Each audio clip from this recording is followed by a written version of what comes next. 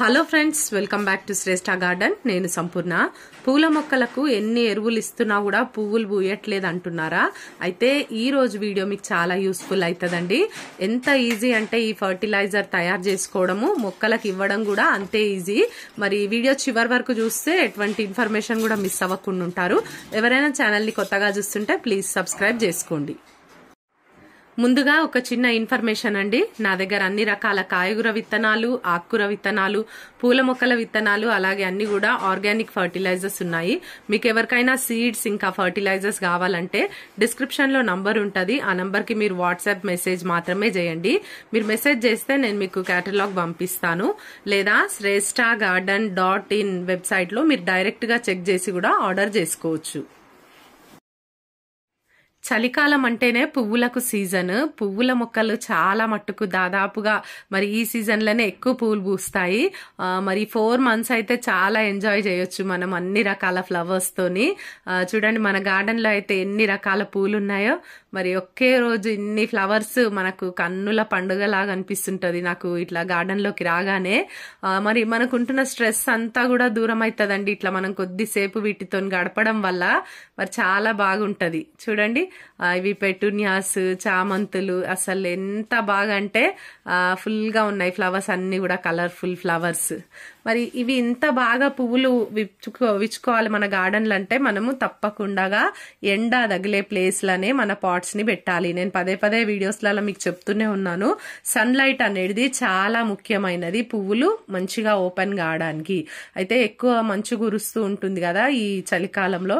ఇంకా అసలు మనము ఇంకా దాదాపుగా ఎండ వచ్చే ప్లేస్ లోనే ఆ పాట్స్ ని పెడితే మరి ఆ ఫ్లవర్స్ అనేటివి బాగా వస్తాయి.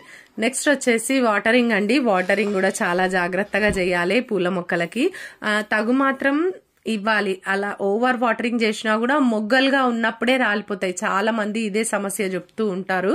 మరి మొగ్గలుగా ఉన్నప్పుడు పువ్వులుగా విచ్చుకోక ముందే రాలిపోతున్నాయి అంటే మీరు ఓవర్ వాటరింగ్ చేస్తుండొచ్చు. మేబీ లెస్ వాటరింగ్ కూడా చేస్తుండొచ్చు. చూసుకోండి, గమనించుకొని ఎప్పటికప్పుడు మొక్కకి ఎప్పుడు అవసరమో అప్పుడు మనము వాటరింగ్ చేయాల్సిన అవసరం ఉంటది. అట్లా అని ప్రతి పూట కూడా మనం ఇవ్వాల్సిన అవసరం లేదు. ఒక్కొక్కసారి మన వెదర్ కండిషన్ ని బట్టి ఆ పాట్స్ లలో అసలు తడి ఆరిపోదు. అట్లాంటప్పుడు మనం ఇయ్యనక్కర్లేదు. మళ్ళీ మీద నుండి మనం వాటర్ ఇచ్చేసినాం అనుకోండి మొక్క స్ట్రెస్ కి గురి అయిపోతుంది అసలు ఓవర్ వాటర్ వల్ల కూడా, మరి లెస్ వాటర్ వల్ల కూడా. మరి అట్లాంటప్పుడు ఈ మొగ్గలు అనేటి మాడిపోవడము, రాలిపోవడం ఇలాంటి సమస్యలు అనేటివి మనం చూస్తుంటాం మొక్కలలో.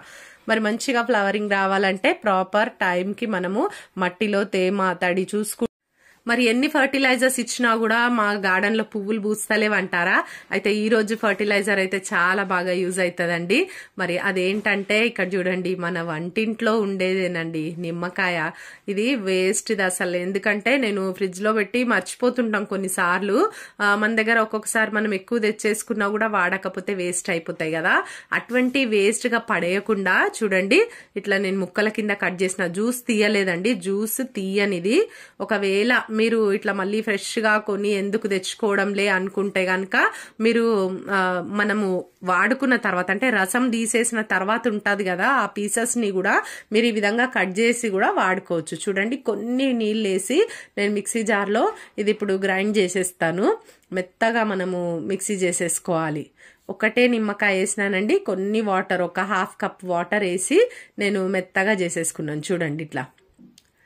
ఇప్పుడు ఈ ఫర్టిలైజర్ దాదాపు నేను 10 liters వాటర్ తోని కలిపి నేను నా మొక్కలకి ఇస్తాను.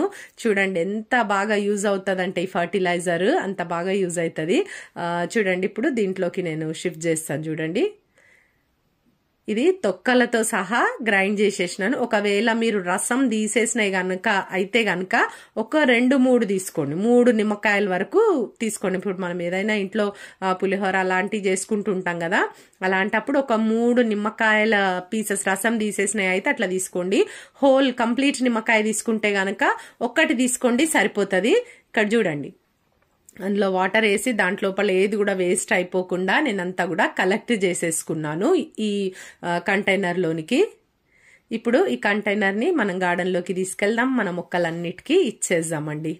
ఎంత పవర్ఫుల్ ఇది ఫర్టిలైజర్ అంటే చాలా బాగా యూజ్ అవుతుంది. అన్ని రకాల పూల మొక్కలకు మనం ఈ ఫర్టిలైజర్ ఇవ్వచ్చు.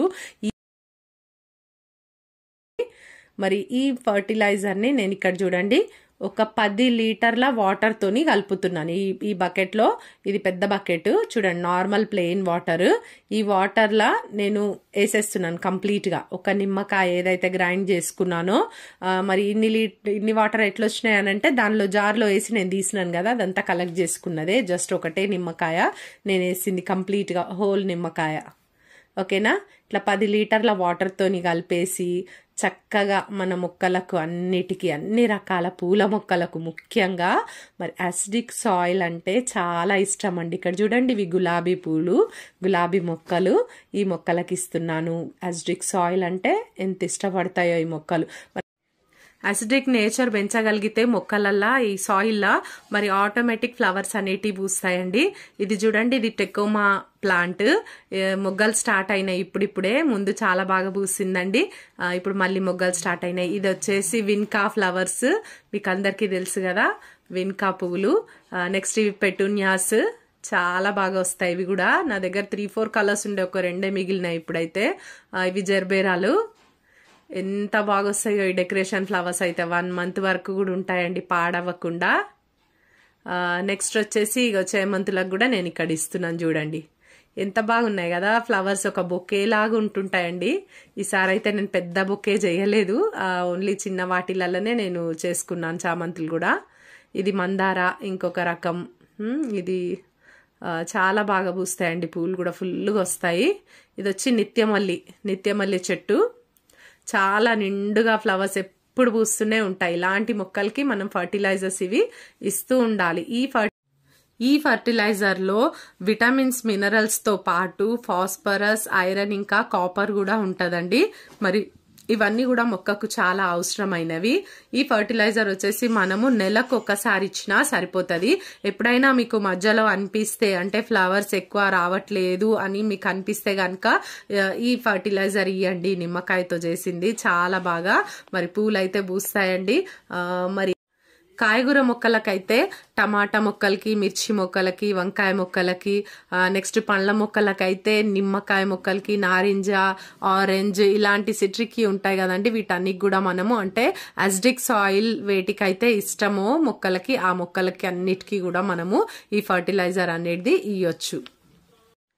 ఇక్కడ చూడండి, ఇంకొకటి నేను చూపించబోతున్నాను మీకు ఈరోజు. ఈ గులాబీ మొక్క నేను 50 రూపీస్ టబ్ లో పెట్టినాను. ఆ టబ్ లో మట్టి అంతా కూడా ఖాళీగా ఉంది.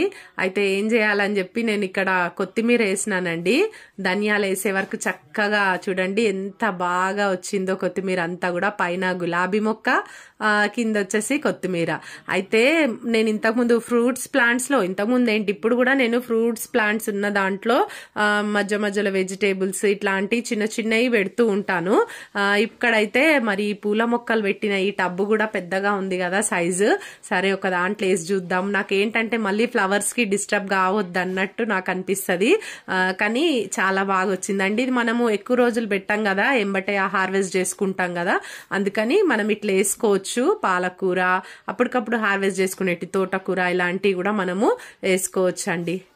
ఇదండి ఈరోజు వీడియో. మీకు ఇన్ఫర్మేటివ్ ఉందని నేను అనుకుంటున్నాను. ఈ వీడియో నచ్చితే ఒక లైక్ చేయండి, తప్పకుండా ఛానల్ని సబ్స్క్రైబ్ చేసుకోండి, పక్కనే ఉన్న బెల్ ఐకాన్ కూడా క్లిక్ చేయండి. నేను వీడియో పెట్టగానే మీకు నోటిఫికేషన్ వచ్చేస్తుంది. ఈ వీడియో ఎలా ఉందో తప్పకుండా కామెంట్ చేయండి. Thank you for watching.